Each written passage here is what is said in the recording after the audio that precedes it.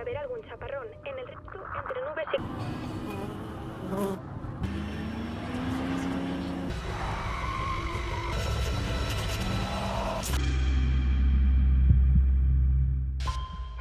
Halo teman-teman semua, bagaimana kabar kalian?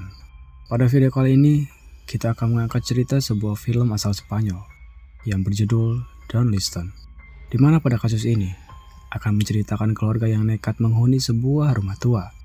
Yang paling saya sukai dari sebuah film adalah film yang memiliki plot twist atau ending yang tidak terduga, dan film ini salah satunya. Penasaran seperti apa? Apa kalian siap menuju ceritanya? Siap. Di awal film kita akan diperlihatkan seorang psikologis bernama Carol yang sedang membantu klien cilik bernama Eric. Diketahui sejak kepindahan keluarganya ke rumah ini, Eric menjadi pemurung dan menutup dirinya. Juga sulit tidur di malam hari karena sering mendengar bisikan-bisikan suara, bukan bisikan penghajar Rhoma Irama. Bahkan saat ini pun Eric masih mendengar bisikan suara itu. Namun ketika Carol ingin mengetahuinya, Eric tidak memberitahunya. ¿Y qué te están diciendo? No puedo decírtelo.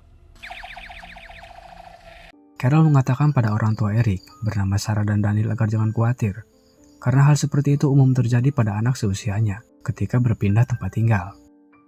Tepat saat Carol pergi dari rumah Daniel, suara-suara yang sering didengar Eric kali ini terdengar melalui walkie-nya dan menuntun Eric untuk menggambar sesuatu pada kertasnya. Namun di saat yang bersamaan, Carol mengalami fenomena aneh ketika serangga mengganggunya saat perjalanan pulang, sehingga hal itu menyebabkan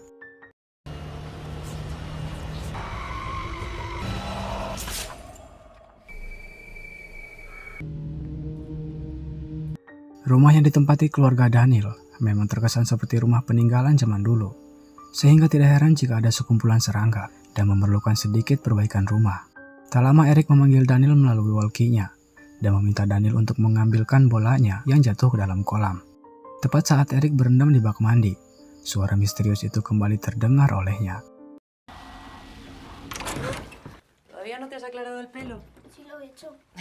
Singkat cerita, malam hari pun tiba. Daniel yang terbangun karena mendengar gerbang kolam yang terbuka. Alhasil dia pun harus turun dan menutup gerbang kolam. Namun ketika akan kembali ke kamar, dia mendengar Eric berbicara sendiri melalui walkie-nya. Tanpa Daniel sadari, Eric mengalami teror aneh di mana sebuah sosok entitas hitam menakutinya.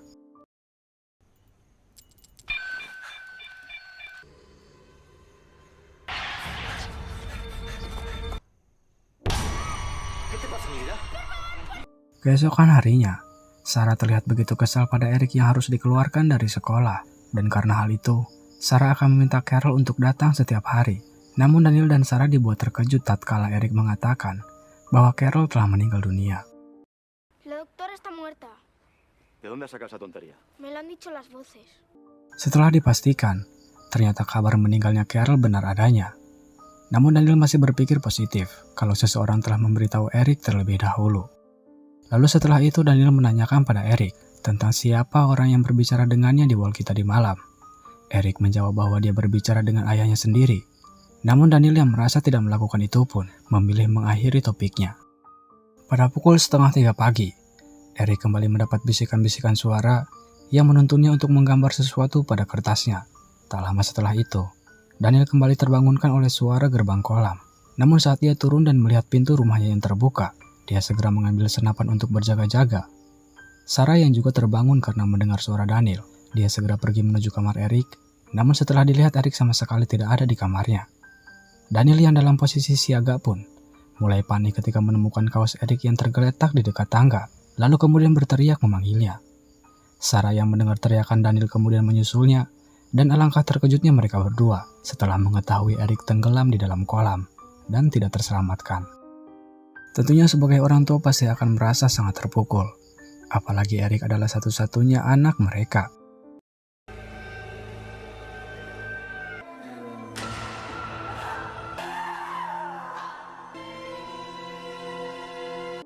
Untuk menghilangkan kesedihannya, Sarah memilih pergi dari rumah ini dan tinggal dengan orang tuanya.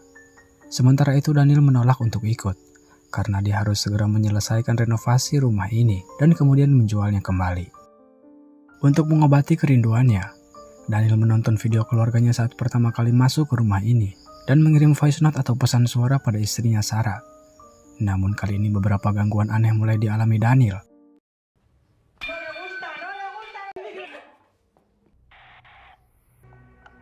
Hola.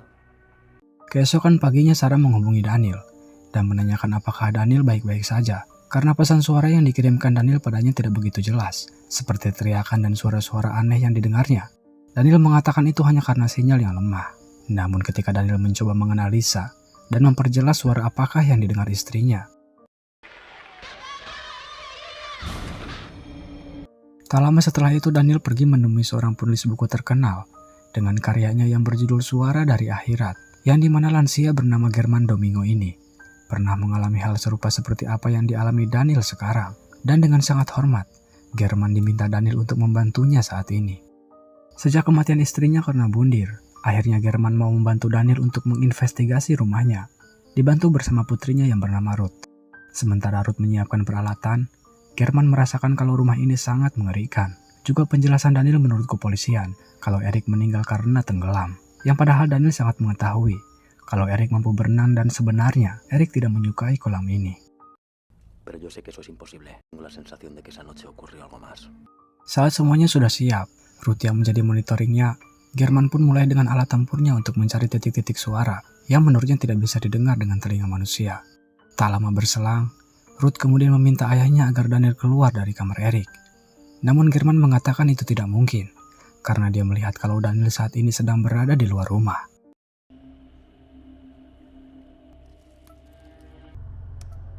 Papá, esto es muy raro. Karena penasaran dan ada peluang untuk menangkap suara misterius, German akhirnya naik menuju kamar Eric untuk mendeteksinya.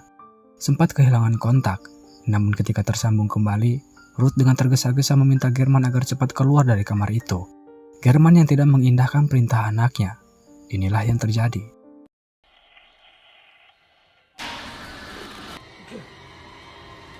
Dari hasil kamera pengukur suhu panas, German dan Daniel memperdebatkan siapa sosok yang tertangkap di dalamnya. Lain halnya Ruth yang masih berpikir keras menolak dan tidak percaya kalau ini nyata. Proyek yang masih berlanjut, German dan Ruth menginap di rumah Daniel.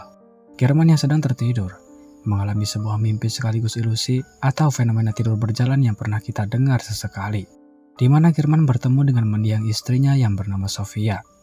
Beliau awalnya sempat menganggap ini hanyalah mimpi, namun setelah diberi kecupan, akhirnya German terbuai dan tanpa sadar, dia mencoba memotong urat nadinya sendiri.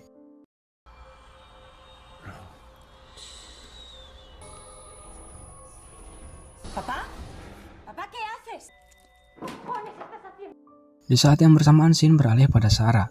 Ketika mendapatkan panggilan tak dikenal yang ternyata, si penelpon itu bersuara Eric. Dia meminta Sarah agar menolongnya dari pria jahat yang dibawa Daniel ke rumah untuk menyakitinya.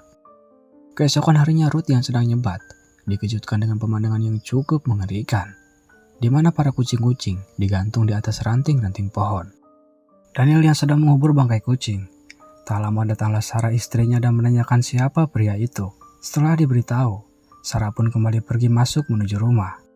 Setelah membeli beberapa obat untuk ayahnya, Ruth tiba-tiba dipanggil seorang tak dikenal dari penghuni rumah lain.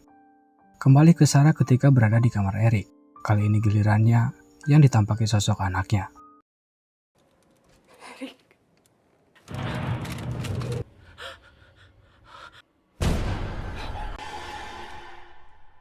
Entah apa yang terjadi pada Sarah, tapi kita akan beralih pada German ketika berhasil menyimpulkan bahwa gambar dan kucing-kucing yang digantung sebelumnya adalah merupakan suatu pertanda ancaman. Hal itu kemudian diluruskan Ruth, yang ternyata rumah ini sudah berumur 300 tahun dan dulunya digunakan sebagai pengadilan, sekaligus penyiksaan wanita-wanita tak berdosa. Tapi kisah yang paling menggegerkan adalah adanya seorang wanita yang dianggap sebagai penyihir, lalu kemudian disiksa dan dihabisi di rumah ini. Di tengah-tengah obrolan mereka, tiba-tiba saja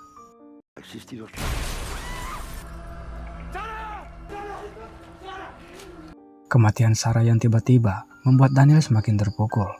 Setelah kehilangan putranya Eric, dan kini Daniel kehilangan istrinya. Saking tertekannya Daniel, kedua polisi yang berada di hadapannya pun seolah dianggap tidak ada. German yang terus mengamati gambar-gambar yang pernah dibacanya. Kemudian dia baru teringat dan meyakini pasti ada ruangan lain yang menjadi tempat penyiksaan di rumah ini. Ruth yang sudah tak mau mendengarnya lagi. Dia ingin segera pergi meninggalkan rumah ini. Papá, escúchame. Tenemos que irnos de aquí. Se acabó. Nos vamos. Sementara itu Daniel yang masih termenung, kembali ditampaki sosok yang menyerupai istri dan anaknya. Ruth yang sedang merapikan alatnya. Tiba-tiba monitor menampilkan video bagaimana Sarah meninggal. Papá, ven.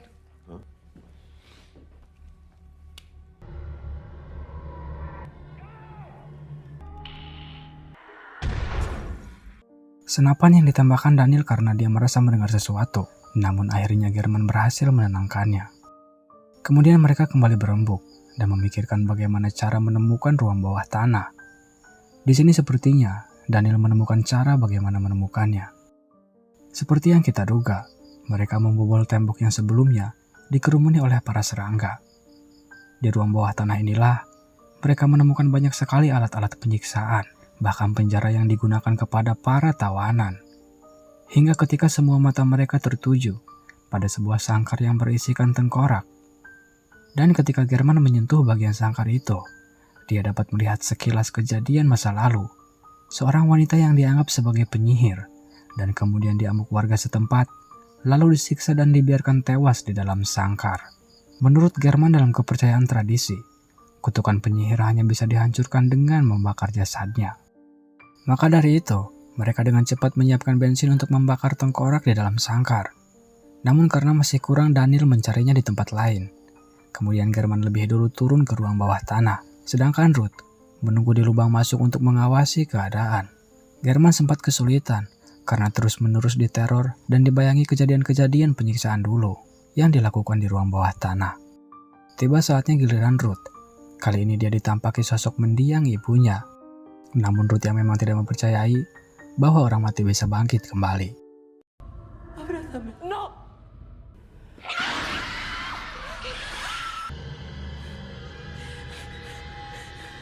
Untuk kedua kalinya, Daniel yang sedang mengambil bensin, lagi-lagi ditampaki oleh sosok anak dan istrinya. Tapi kali ini iblis yang menyerupainya lebih memprovokasi Daniel agar German tidak membakar jasad di dalam sangkar itu.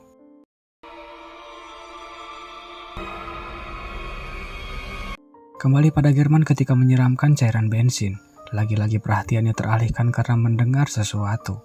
Dan tidak menyadari kalau Ruth yang di dalam pengaruh jahat tiba-tiba berada di belakangnya. Papá.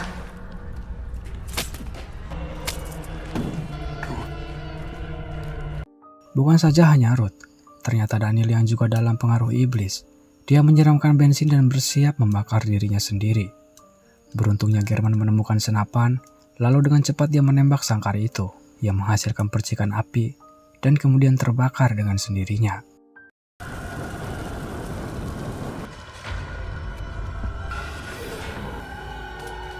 Namun semua itu belum berakhir. Ketika Daniel kembali memasuki kamar Eric, dan saat matanya mengamati satu persatu gambar yang telah dibuat Eric sebelumnya itu, ternyata berisi kejadian-kejadian masa mendatang.